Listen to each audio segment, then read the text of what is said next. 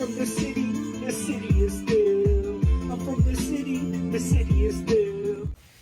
We are recording. All right, guys, welcome to Picksburgh. My name's Anthony. With me today, I got Hot Hands Hashik. Go follow him on IG if you are not yet. As you know, he is my barber. He's also my business partner. He actually started TGT with me, and right now he's getting me all lined up to head off to the National in Atlantic City. Leave bright and early, man. I got to be at the airport at 4 a.m. So, yeah, it's going to be an early night for me. But I am excited, and I was just thinking, man, there's a few things about the National that are, like, really special for me. Like, the number one thing about the National is it's a time where, like, literally collectors from all over the world meet at one place.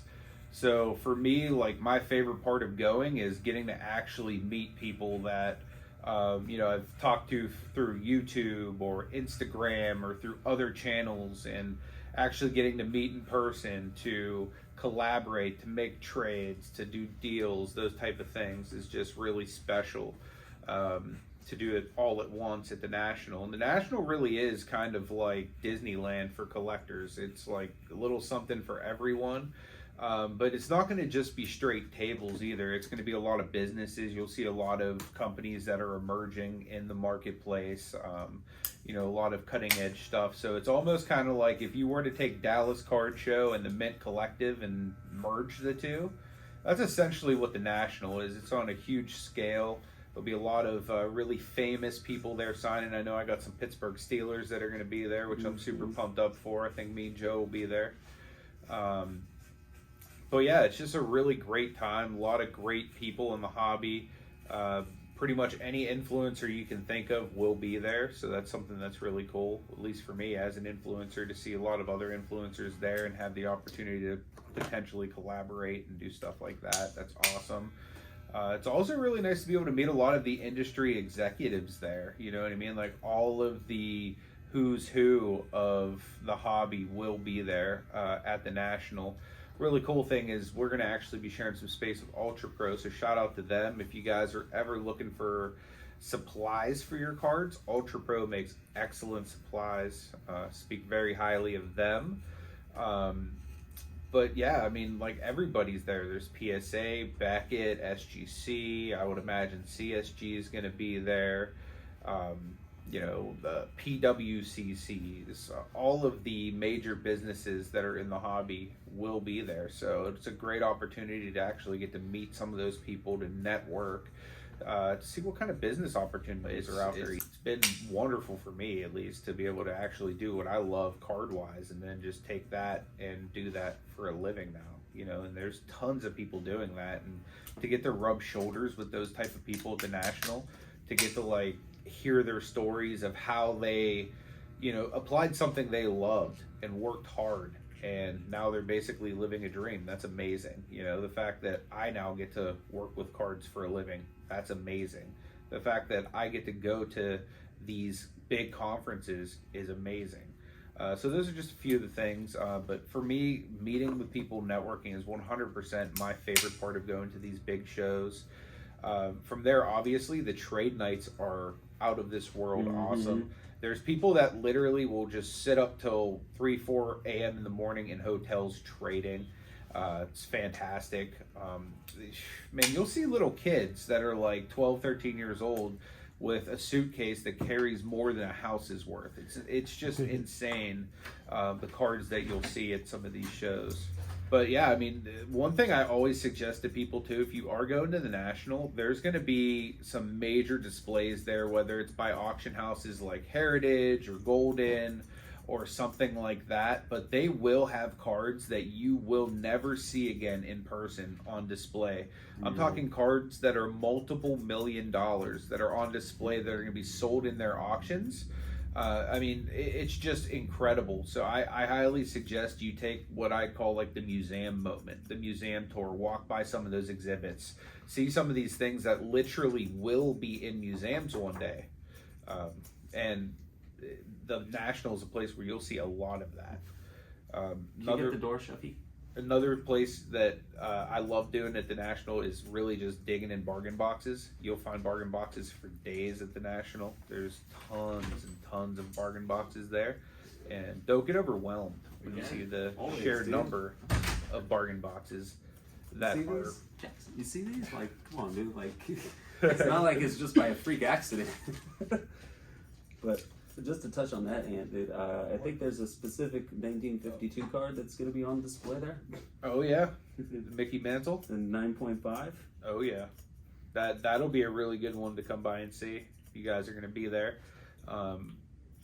But yeah, as far as deals and stuff go at the National, my best advice to you, because it's so big and there's so many tables, if you find a deal and you're kind of teeter-tottering and you're like, oh, I'm going to come back and get this later, just get it, because it A, won't be there later, or B, you won't be able to find that table later. Because I'm telling you, like, this is going to be, if you haven't been to the National, it's pretty intense compared to any other show. You know, if, say, for example, you have issues with walking or something like that, make sure you have comfortable shoes.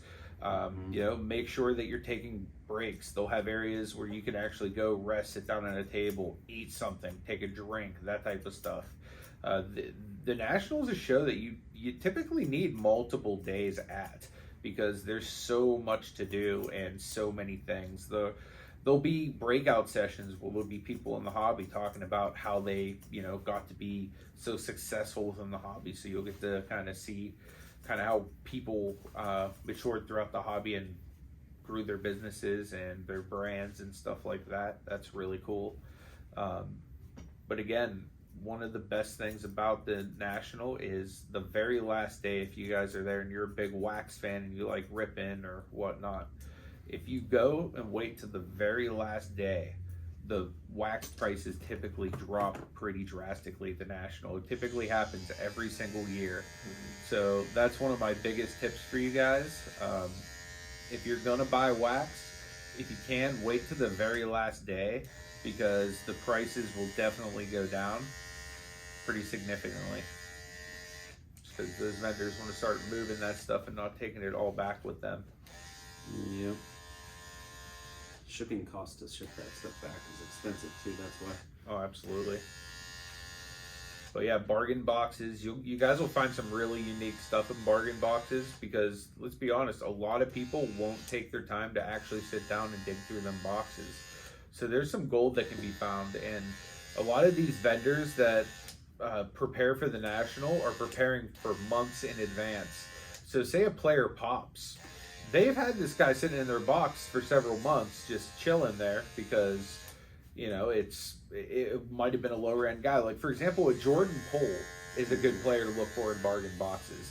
You know, he's a guy that people basically just threw in there for $1. Even like some of his like parallels, you know what I mean, like some of his like optic shocks, or like any of those like short printed cards that he has. But then in this playoffs, the guy turns into a friggin' monster. And, you know, it's looking like he's going to have a pretty nice future there in Golden State or somewhere, you know. So, like, those are guys that you can find really good deals of just in somebody's bargain box. I remember one year, this is right when Miami made that big run to the finals. Tyler or Duncan? No, actually, Bam Adebayo. I found a bunch of his Prism rookies in a bargain box and ended up making tons of bank just selling them raw. You know, it's just... there's a lot of value that can be found in them boxes, and a lot of people will not take the time to dig through them. So if you're into finding deals, that's the place to find them, is those bargain boxes, because everything else that's basically face up, everybody has a chance to see. But those things that are just kind of crammed in a box, those are what only certain people are going to find. And oftentimes there's some really good stuff in there. Would suggest though, if you do have trouble with like standing or anything like that, definitely make sure you take a lot of breaks, because it's, like I said, it's going to be intense. There's going to be, God, more tables there than any other show in the world. Easily. I was watching some videos about setup yesterday with Corey, and you just see them backing U-Hauls in. Yep. To set up their tables. Yep. It's insane. Yeah. Is there anyone that you're going to be trying to hunt down card wise? Obviously, Yeah. I have an idea, but You Yeah, know? I'm going heavy for LeBron right now, so I'm gonna probably bring a little stack of cards of mine to trade for potential LeBron stuff. Mhm. But honestly, man, I've been picking up so many LeBrons lately. The market here in LA is just amazing. Like the card shows are crazy. I mean, the fact that I live like 15, 20 minutes from Burbank, probably isn't too good for the old wallet either. Doesn't help. Yeah. But I mean, honestly, it's the best card shop in all of America. Like, it's literally like going to Disneyland every time I'm there. And it's really cool that you can literally walk in there and trade with them. Like there's a lot of shops that won't trade for just about anything unless it's super valuable, and then they won't give you anything fair. But Burbank will give you fair value for your stuff, and like they typically need a lot of stuff because they have so many people coming through, and then they have an online business as well. So it's really, really cool. But I'm pumped to get to the National. If anyone's going to be there, make sure you come find me, say hello. Would love to meet you. But football, is this a good time to be buying football out there right before the season starts? What do you think? Yeah, I don't think the prices have really started climbing too much yet on football. Yeah. You know what I mean? Like, I think the market's still pretty much down across the board. I think Chef's been picking up a little more football than me. I've been going so heavy after LeBron right now just because I haven't seen his market down this far, like, pretty much ever. So I'm essentially trying to pick up everything I can.